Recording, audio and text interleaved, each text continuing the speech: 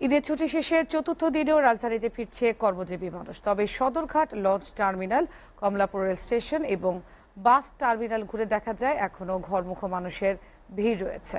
যাত্রীরা জানান, টিকিট স্বল্পতার পাশাপাশি ট্রেনের সিট না পাওয়ায় ভোগান্তি পোহাতে হচ্ছে তাদের।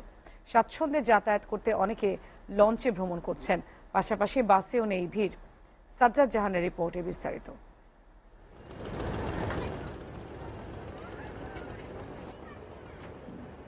জেলার মানুষ পরিবার পরিজনের সাথে ঈদ আনন্দ উদযাপন শেষে কর্মস্থলে ফিরছেন তারা। যাত্রা নির্বিঘ্ন হওয়ায় এইসব মানুষের চোখে মুখে ছিল তৃপ্তির চাপ।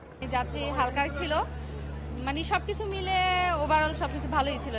যাত্রাটা এবার ভালোই ছিল। বাড়তি ভাড়া নেই, 260 টাকা সবসময় চেয়ারে যাই, আজকেও আসছি। তবে যারা জীবিকার তাগিদে ঢাকায় ঈদ উদযাপন করেছেন কিংবা ঝুঁকি ঝামেলা এড়াতে চান, তাদের অনেকে এখন বাড়ি ফিরছেন। শ্বশুরবাড়িতে যাচ্ছি, মানে ঈদের পরে একটু বেড়ানো আর কি। ঝামেলার জন্য আগে যাওয়া হয় নাই, এখন একটু ঝামেলা কম, এই জন্য রিল্যাক্সে যাওয়া যাচ্ছে।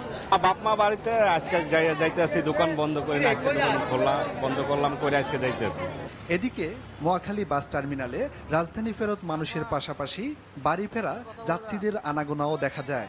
জ্যাম ও ভিড় কম থাকায় স্বস্তি প্রকাশ করেন তারা। আজকে কোনো ঝামেলা হয় নাই, তেমন কোনো অসুবিধা নেই, রাস্তা বলতে গেলে ফ্রি। বাচ্চা একটা লাগেছে, বাস বলে কান্দাকান্দি করতেছে। তারপর তো এখন অফিসের টাইম, অফিস টাইম শেষ, এখন বাড়ি ঘরে যেতে হবে। সবাইকে সেরে আসতে তো এমনি খারাপ লাগে, তাই না? খারাপই লাগছে।